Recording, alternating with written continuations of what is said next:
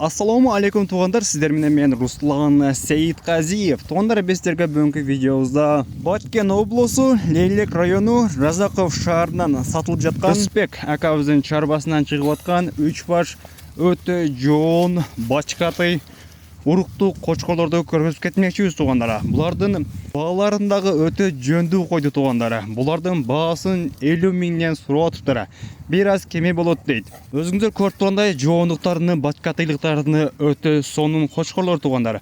Куйруктардагы разрездер менен жакшы уруктуу кочкорлор дейт. Эси өзүм колдондум, козулардагы өтө сонун берет дейт.